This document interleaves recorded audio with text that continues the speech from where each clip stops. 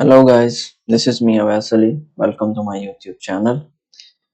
और आज का जो हमारा टॉपिक है वो है रिसाइकिल व्यू।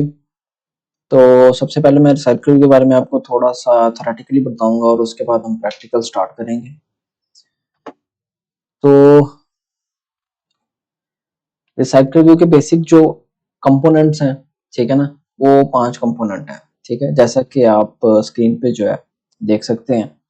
पहला, रिसाइकिल व्यू बाय इटसेल्फ है। ठीक है, चूंकि जो रिसाइकिल व्यू है ये एक विजेट है। ठीक है, ये व्यूज की ही तरह काम करता है, जिस तरह से ग्रिड व्यू है या लिस्ट व्यू है। बेसिकली जो लिस्ट व्यू है या ग्रिड व्यू है, ये व्यू ग्रुप्स के साथ काम करते हैं। और इनका जो बेसिक पर्पज है इन्हें इस्तेमाल करने का, वो ये है कि जब आपके पास लार्ज डेटा सेट होता है तो आपने उसे जो है वो शो करवाना होता है। तो उस सारे डेटा को आप सिंगल व्यू में तो नहीं शो करवा सकते, तो उसके लिए क्या है, आपको मल्टीपल व्यू चाहिए होते हैं। ठीक है, तो उसके लिए रिसाइकिल व्यू, ग्रिड व्यू या लिस्ट व्यू काम आता है। लेकिन recycle view, grid view, list view से काफी डिफरेंट है। ठीक है ना, इसकी जो लोडिंग है उसकी अप्रोच बहुत हटके है। तो वो जो प्रैक्टिकली आगे हम करेंगे तो उसमें आपको ज्यादा उसकी समझ आएगी। अभी मैं बहुत ज्यादा एक्सप्लेन नहीं करूंगा इसके बारे में, ओवरवॉर्म नहीं करूंगा आपको। दूसरी चीज जो है इसमें, वो इसका अडाप्टर है। ठीक है, तो जैसे कि ग्रिड व्यू या लिस्ट व्यू के अंदर अडाप्टर बनाया जाता है, इसमें भी अडाप्टर बनाया जाता है। अडाप्टर क्या करता है, अडाप्टर मैनेज करता है डाटा को और व्यूज को। और तीसरे नंबर पे लेआउट मैनेजर है। ठीक है, तो लेआउट मैनेजर क्या करता है, लेआउट मैनेजर का बेसिकली जो काम है वो डेटा को रिप्रेजेंट करना है, उसकी पोजीशनिंग। ठीक है, जो विजुअली आपको डेटा शो होना है वो किस स्टाइल में शो होगा, वो लिस्ट व्यू की तरह शो होगा, ग्रिड में शो होगा, हॉरिजॉन्टली शो होगा या वर्टिकली शो होगा। तो उसके लिए जो है लेआउट मैनेजर आपका जो है वो यहाँ पे काम आता है। और चौथे नंबर पे जो चौथा और बहुत इंपॉर्टेंट कंपोनेंट है रिसाइकिल व्यू में, वो क्या है, आपका व्यू होल्डर है। ठीक है, तो जो व्यू होल्डर है ये बेसिकली इसका काम क्या है रिसाइकिल व्यू के अंदर, ये क्या करता है कि जितने भी जो विजिबल स्क्रीन पे आपके पास व्यूज हैं ये उन्हें होल्ड कर लेता है। और उसके बाद कोई भी नया व्यू नहीं बनाता, बल्कि जो पुराने व्यू है जब आप स्क्रीन को स्क्रॉल करते हैं तो वो उन्हें डिस्ट्रॉय नहीं करता, बल्कि कैश के अंदर स्टोर कर लेता है और उन्हें बार बार रिसाइकिल करता है। ठीक है, इससे होता क्या है कि नए व्यूज जनरेट नहीं होते। और सबसे इंपॉर्टेंट चीज कि ये बार बार find view by ID function को कॉल नहीं करता, जिसकी वजह से क्या होता है कि आपकी परफॉर्मेंस बहुत ज्यादा इंक्रीज होती है। और परफॉर्मेंस जो इंक्रीज होने का सबसे बड़ा इम्पैक्ट है वो स्क्रोलिंग पे होता है। ठीक है, जब यूजर स्क्रोल कर रहा होता है तो ये बेसिकली व्यूज को एनिमेट कर रहा होता है। ठीक है, तो उसमें यूजर को क्या फील होता है कि स्क्रोलिंग जो है वो बहुत ज्यादा स्मूथ है, क्योंकि बहुत ज्यादा ये उसमें हीप जो है वो नहीं ले रहा होता, जिसकी वजह से क्या है कि मेमोरी मैनेजमेंट जो है वो ये बहुत अच्छी करता है। ठीक है, तो व्यू होल्डर जो है वो सबसे इंपॉर्टेंट पार्ट है। और पांचवा जो कंपोनेंट है इसमें, वो नो डाउट डेटा है। जाहिर सी बात है, डेटा होगा तो आप उसे रिप्रेजेंट करवाएंगे। ठीक है, तो पांचवा जो कंपोनेंट है वो आपका डेटा है, जो आपने डिस्प्ले करवाना है इसमें रिसाइकिल व्यू के अंदर। तो इसके बाद जो है वो मेरा ख्याल है कि अब हम प्रैक्टिकली देखते हैं इसे कि प्रैक्टिकली कैसे करना है।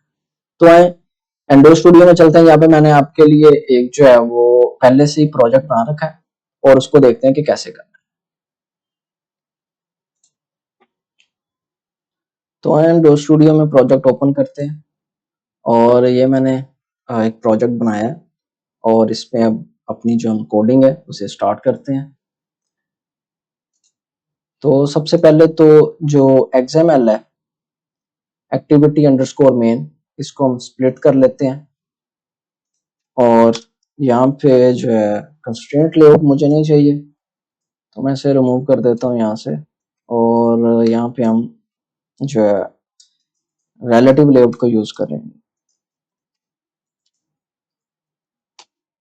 और उसके बाद टेक्स्ट व्यू खैर हमें यहाँ पे नहीं चाहिए, मैं टेक्स्ट व्यू को रिमूव कर देता हूँ। और यहाँ पे जो है जैसे आप कैपिटल R लिख के रिसाइकल लिखेंगे तो ये देखें आपके पास यहाँ पे आपको जो सबसे पहला विजिट शो कर रहा है, विजिट डॉट रिसाइकल व्यू। आप इस पे एंटर करें तो आपके पास ये विजिट आ जाएगा।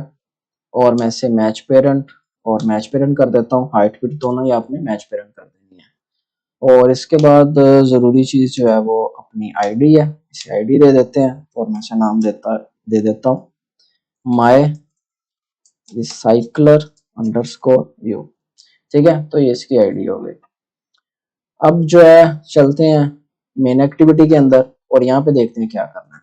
तो सबसे पहले मैं जो है इसका एक ग्लोबल वेरिएबल बना लेता हूँ रिसाइकलर व्यू का, और इससे जो है वो नाम दे देते हैं रिसाइकलर व्यू का।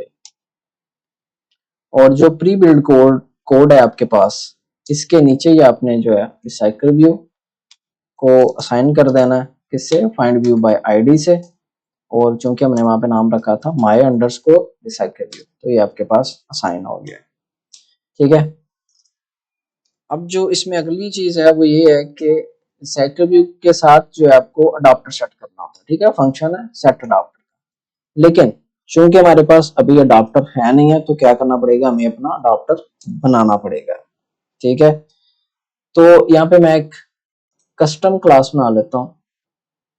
ठीक है, जावा क्लास, और इसका जो नाम है वो मैं रख देता हूँ माय अडाप्टर। ठीक है, या माय कस्टम अडाप्टर नाम रख लें, जो भी आपको सही लगता है। तो ये मैंने यहाँ पे जो है वो एक क्लास बना ली है, और नो डाउट यहाँ पे मुझे सबसे पहले क्या करना है, इसका कंस्ट्रक्टर बनाना है। तो ये हमारे पास कंस्ट्रक्टर हो गया, और दो चीजों की जरूरत पड़ सकती है। एक तो कंटेक्स्ट की जरूरत पड़ सकती है, तो सबसे पहले कंटेक्स्ट का एक ग्लोबल वेरिएबल बना लेते हैं, और उसके बाद जो भी आपने जो डेटा सेट है वो जो शो करवाना है। तो खैर हमारे पास डेटा सेट नहीं है, तो डेटा सेट भी हम यहाँ पे बल्कि अपना बना ही लेते हैं, उसके बाद आगे चलते हैं। तो सबसे पहले मेरे पास ड्राइबल में डेटा सेट जो डेटा है वो होना चाहिए। तो मेरे पास कुछ डेटा पड़ा है ये, तो मैं इसे यहाँ से कंट्रोल आल करके कॉपी कर लेता हूँ, और यहाँ पे जो है हम इसे पेस्ट कर देते हैं। ठीक है, तो ये मेरे पास जो है वो डेटा आ गया। तो डेटा की लेंथ कितनी है, 27 है।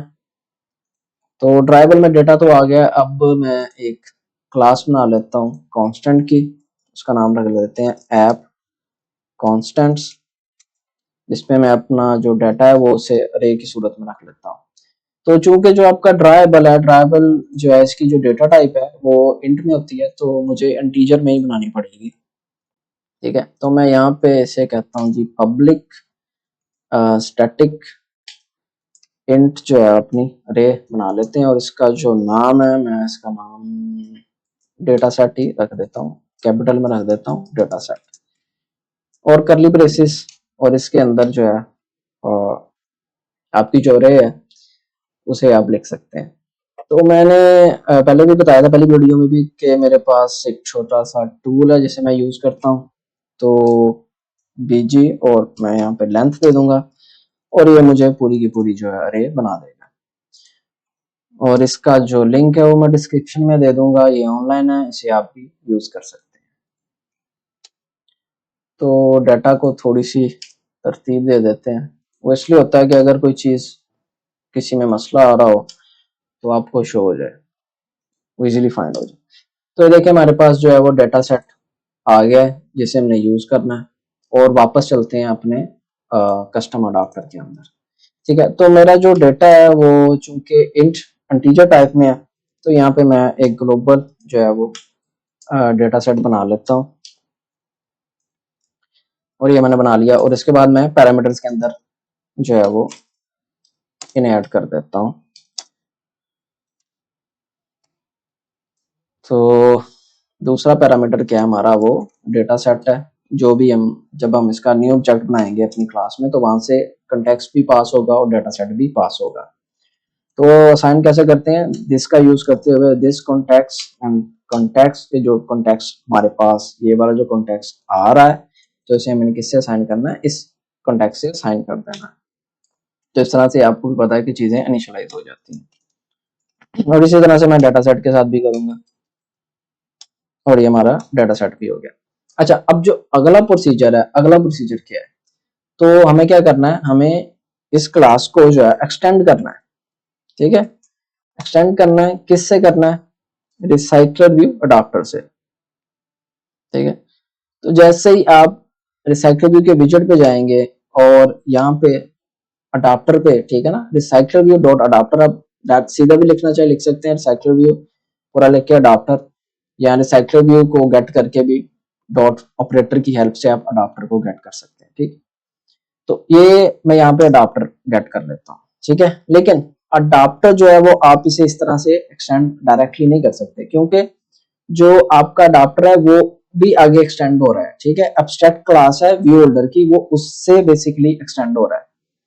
तो उसके लिए क्या करना पड़ता है, उसके लिए आपको एक जो है स्टैटिक क्लास बनानी पड़ती है। किसके अंदर, आप इसी के अंदर बना लें, मैं आपको बना के बताता हूँ। ये जो अपना जो व्यू होल्डर है ये उसके लिए जरूरी होता है।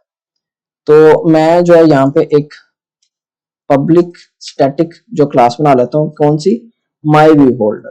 तो मैं उसका नाम रख लेता हूँ माई व्यू होल्डर, और इसे जो है मैं वो एक्सटेंड कर लेता हूँ।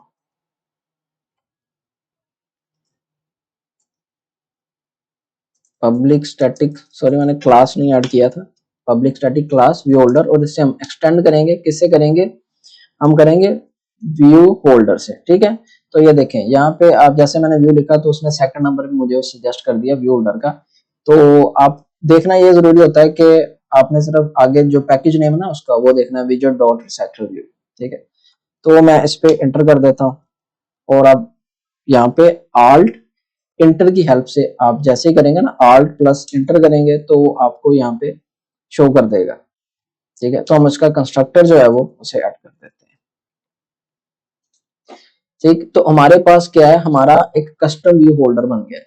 तो अब हम इस कस्टम व्यू होल्डर को यहाँ पे एक्सटेंड करेंगे, ठीक है, क्योंकि कस्टम व्यू होल्डर जो हमारा वो व्यू होल्डर से ही एक्सटेंड हो रहा है।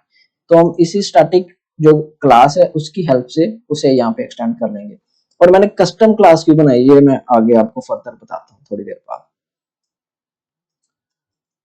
तो माई व्यू होल्डर यहाँ पे आपके पास आ गया, ठीक है। तो आल्ट इंटर की दोबारा हेल्प से आप क्या करें, जितने भी इसके जो मेथड्स हैं उन्हें इंप्लीमेंट कर लें। तो ये तीन मेथड है और तीनों के तीनों ही आपने इंप्लीमेंट करने हैं। तो ये हमारे पास आ गया। अच्छा, तो पहला जो है ऑन क्रिएट व्यू है। ऑन क्रिएट व्यू क्या कर रहा है, ऑन क्रिएट व्यू को बेसिकली आपने प्रोवाइड करना होता है अपना जो है आपका लेआउट है, ठीक है। आप लेआउट प्रोवाइड करेंगे और यहाँ पे आपको न्यू ऑब्जेक्ट बनाना पड़ता है आपके व्यू होल्डर का, ठीक है। क्योंकि जैसे ही आप यहाँ पे अपना जो लेआउट है लेआउट बनाएंगे और न्यू जो आपका कस्टम जो आपने व्यू होल्डर बनाया है उसका न्यू ऑब्जेक्ट बनाएंगे, तो आपकी जो लेआउट है वो एज अ व्यू चले जाएगी इसके पास। और जब एज अ व्यू जाएगी इसके पास तो आप उसके जो चाइल्ड चिल्ड्रन है, जैसे कि इमेज व्यू है, टेक्स्ट व्यू है, आप उनको यहाँ पे गेट कर सकते हैं।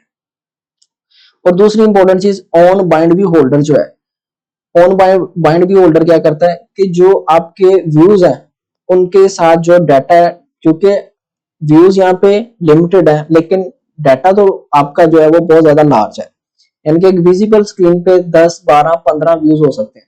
तो 10 12 15 व्यूज को वो यूज करते हुए आपका सारा डाटा सेट उसके अंदर ही स्क्रॉल करवा रहा होता है।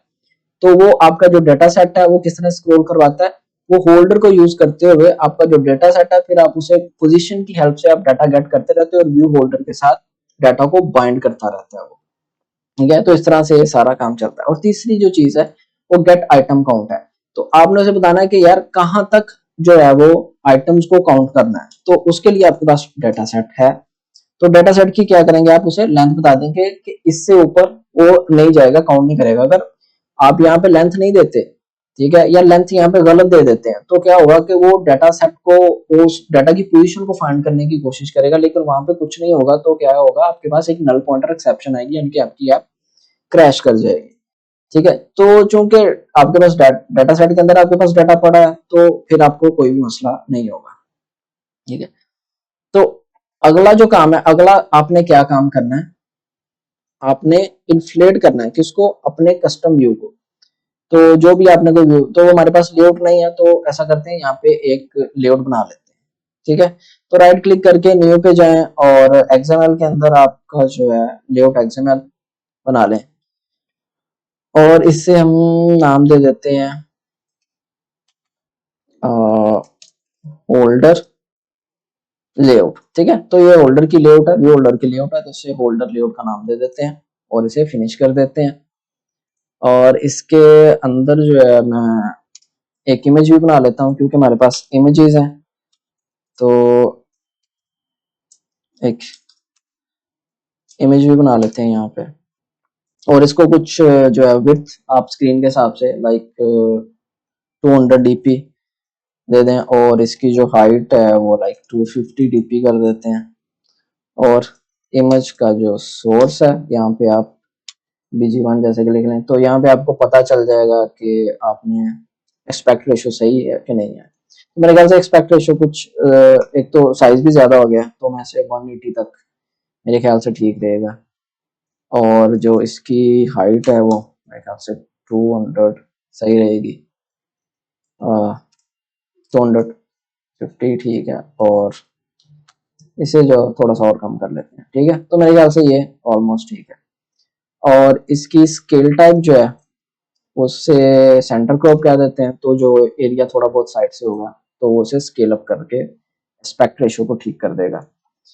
और इमेजेस में थोड़ा सा जो है वो स्पेस रहे उसके लिए मार्जिन 1 dp तक यूज कर लेते हैं या 2 dp तक यूज कर लेते हैं। और एक सबसे इम्पोर्टेंट चीज है कि जो जब आप यहाँ पे लीनियर लेआउट जैसा यूज कर रहे हैं तो आपने उसकी जो विड्थ सॉरी हाइट है उसको आपने मैच पेरेंट नहीं करना, ठीक है, उसको आप रैप कंटेंट रहने दें। क्योंकि हमने पूरी की पूरी जो लेआउट है ना, अगर आप उसे मैच पेरेंट कर देंगे तो आपका जो एक सिंगल व्यू है वो पूरी स्पेस लेगा और उसके बाद दूसरा आएगा। ठीक है, तो आप मैच पेरेंट करके भी देखें, स्क्रॉल करेंगे तो आपको पता लग जाएगा कि क्या उसमें मसला क्या आता है। तो अब हमारे पास खैर फोल्ड जो लेआउट है वो भी है, जो हम इन्फ्लेट करवाना चाह रहे हैं।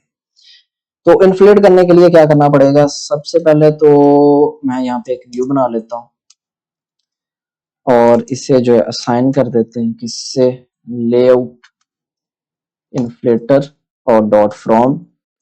और कंटेक्स्ट गेट करने के लिए हम यहाँ से पेरेंट से भी कंटेक्स्ट गेट कर सकते हैं। तो पेरेंट का पेरेंट में क्या होता है, गेट कंटेक्स्ट, तो वो क्या करता है पेरेंट का जो कंटेक्स्ट है वो गेट कर लेता है। तो ऐसे भी कंटेक्स्ट को गेट किया जा सकता है। और फिर हम हमारा जो फंक्शन है इन्फ्लेट इन्फ्लेट करवा देते हैं। और इन्फ्लेट करने के लिए सबसे पहले आपको क्या चाहिए होता है, आपको लेआउट चाहिए होती है।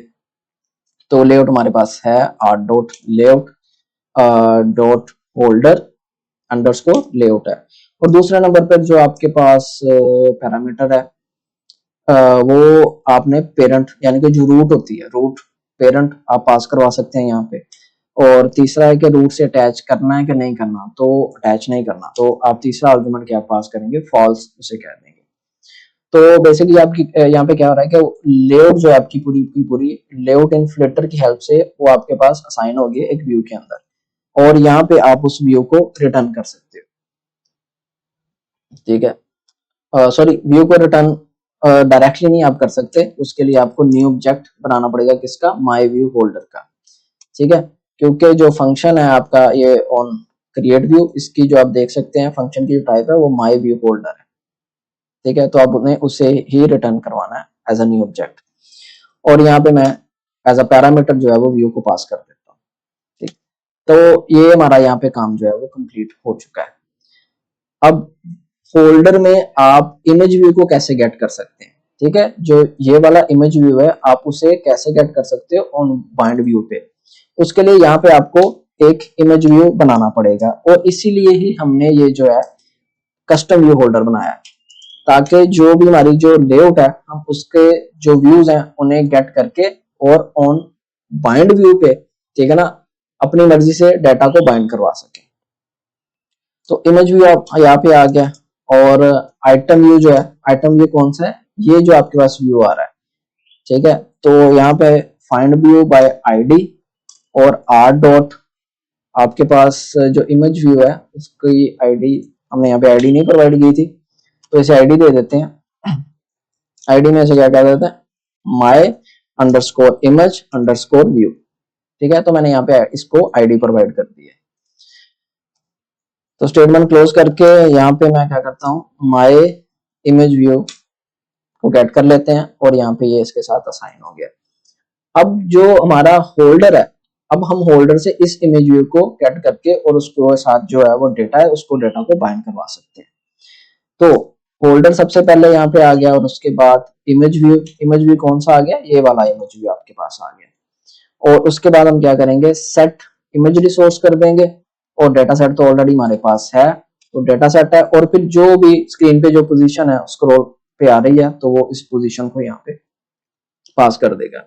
क्योंकि हमारा डेटा सेट है जो अरे की फॉर्म में चल रहा है तो वो पोजीशन के साथ ही काम करेगा। इसी तरीके से जो पोजीशन हमारे पास आ रही हैं वो रिसाइकल व्यू हमें उसी तरीके से कह लें कि एक कोरिलेशन जैसे काम करता है। तो को रिलेटिवली वो हमें पोजीशंस दे रहा है क्योंकि वो भी अरे के हिसाब से काम कर रहा है और जो हमारे पास डेटा सेट पड़ा है वो भी अरे की फॉर्म में है, तो वो पोजीशन एक्यूरेटली यहाँ पे काम करेगी। ठीक है, तो हमारा जो है वो अडाप्टर जो है वो कंप्लीट हो चुका है। अब मेन एक्टिविटी में आते हैं और यहाँ पे अडाप्टर को हम क्या करते हैं, सेट करते हैं। तो अडाप्टर को सेट करने के लिए क्या करना पड़ेगा, आपको अडाप्टर का जो एक इंस्टेंस बनाना पड़ेगा। ठीक है, तो न्यू को यूज करते हुए उसका इंस्टेंस बना लेते हैं और इसमें हमारे पास दो पैरामीटर थे। पहला पैरामीटर आपका क्या था, कंटेक्स्ट था, तो वो मेन एक्टिविटी डॉट दिस है। वैसे हमने कंटेक्स्ट हमारा कहीं पे भी यूज नहीं हुआ, तो अगर आप कंटेक्स्ट ना भी यूज करें तो मसला नहीं है, लेकिन कुछ केसेस में कंटेक्स्ट की जरूरत होती है, इसलिए वो पास करना उसे बहुत सेफ रहता है। और दूसरी चीज हमारी थी हमारा जो डेटा सेट था, तो डेटा सेट हमने कहाँ पे रखा था, ऐप कॉन्स्टेंट्स के अंदर रखा हुआ था। तो स्टैटिक या डॉट ऑपरेटर को यूज करते हुए डाटा सेट को यहाँ पे गेट कर लेते हैं और सेट अडाप्टर में जो है वो आपका जो कस्टम अडाप्टर है वो सेट हो जाएगा। अच्छा, एक चीज जो हमारे पास जो रहती है वो लेआउट मैनेजर हमने अभी तक सेट नहीं किया। ठीक है, तो रिसाइकल व्यू का जो है ना, अडाप्टर सेट करने से पहले आपको लेआउट मैनेजर जो है वो सेट करना पड़ता है। ठीक है, तो फंक्शन है सेट लेआउट मैनेजर का। यहाँ पे आप एक न्यू ऑब्जेक्ट बना के, तो डाटा को आपने कैसे रिप्रेजेंट करवाना है, तो यहाँ पे मैं डाटा को ग्रिड लेआउट में, ठीक है ना, ग्रिड के फॉर्मेट में शो करवाना चाह रहा हूँ। तो मैं यहाँ पे ग्रिड लेआउट मैनेजर जो है वो ले लेता हूँ और इसके पास क्या है, इसके पास आपके बेसिक जो है वो दो पैरामीटर होते हैं। पहले में कंटेक्स्ट पास होता है और दूसरे में आपने बताना होता है कि एक रो के अंदर आपको कितने जो है वो स्पैन चाहिए। ठीक है, यहाँ कितने व्यूज चाहिए आपको एक रो के अंदर। तो सबसे पहली चीज जो है वो main activity dot this context pass कर दिया और दूसरे नंबर पे मैंने यहाँ पे जो है इंटीजर में वैल्यू दे दी 3। तो अब क्या करेगा, वो एक रो के अंदर 3 इमेजेस को शो करवाएगा। तो हमारा हमारा जो लेआउट मैनेजर है वो भी सेट कर दिया हमने, सेट लेआउट मैनेजर की हेल्प से। और हमने न्यू स्टेंस भी बना लिया अपने अडाप्टर का और अडाप्टर को सेट कर दिया यहाँ पे। अब इसे चला के देखते हैं कि हमारे पास जो है वो क्या इसकी जो आउटकम आती है। तो ग्रेडल बिल्ड हो रहा है और एमुलेटर हमारा स्टार्ट हो चुका है। अभी ग्रेडल रनिंग में है और अभी थोड़ी देर में हमारी जो ऐप है वो बिल्ड होके इस पे रन हो जाएगी। तो देखिए लॉन्चिंग ऑन डिवाइस आ गया, यानी कि ऐप हमारी रन हो रही है।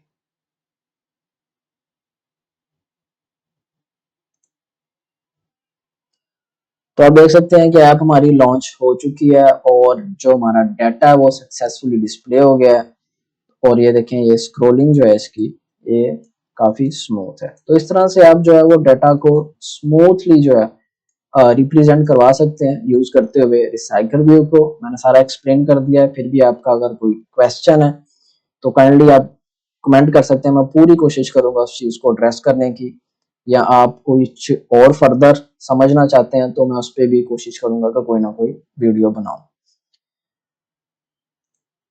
और इसके अलावा अगर आप क्लिक लिसनर लगाना चाहें तो क्लिक लिसनर भी लगा सकते हैं, क्योंकि आपके पास व्यू है तो जैसे कि इमेज व्यू है तो इस पे आप सेट ऑन क्लिक लिसनर लगा सकते हैं इस तरह से, न्यू ऑन क्लिक। ठीक है, तो आप इस तरह से भी कर सकते हैं। मैं यहाँ पे एक टोस्ट लगा लेता हूँ। टोस्ट मैं पहले भी आपको बता चुका हूँ और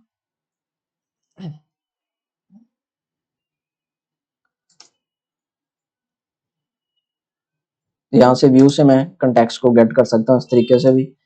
और यहाँ पे मैं पोजीशन का एक मैसेज कर देता हूँ और यहाँ पे जो है हम अपना जो डेटा सेट है या गेट अडाप्टर की जो पोजीशन है उसको भी आप ठीक है ना, इस तरीके से आप जो है वो पोजीशन गेट कर सकते हो। जो भी वो व्यू होगा उसकी आपको पोजीशन रिटर्न कर देगा।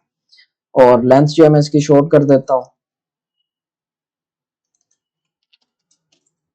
टोस्ट डॉट लेंथ और डॉट शो। ठीक है, तो इस तरह से आप जो है वो मैसेज को डिस्प्ले करवा सकते हैं। तो मैं दोबारा इसको रन करता हूँ तो आप देखेंगे कि जिस पे भी मैं क्लिक करूंगा मुझे उसकी जो पोजीशन है वो 01 जो भी होगी वो मुझे शो करवा देगा। तो मैंने यहाँ पे मैसेज जो अपना कंकैट किया है तो पोजीशन के साथ आपको आगे पोजीशन शो हो जाएगी। तो फर्स्ट पे क्लिक करते हैं, देखें पोजीशन 0 आ रहा है, दूसरे पे पोजीशन 1 है। तो मैंने जैसे बताया था कि सेम एज इट इज रे की तरह ही आपको ये पोजीशंस प्रोवाइड करता है। ठीक है ना, 0 एंड 1 है, उसके बाद ठीक है, और 1 के बाद उसी तरीके से 2 है। और इवन आप स्क्रॉल करते हुए अगर एंड पे जाएंगे तो पोजीशन 26 आनी चाहिए मेरे ख्याल से। जी 26 आपके पास आ रही है। तो गाइस इस ट्यूटोरियल के लिए इतना ही। तो बाकी नेक्स्ट ट्यूटोरियल में फर्दर जो है एंड्रॉइड के जो कंपोनेंट्स है उन पे बात करूंगा और एक नए टॉपिक के साथ आऊंगा और आपको बताऊंगा। Thanks for watching. अब के लिए इतना ही। अल्लाह हाफिज।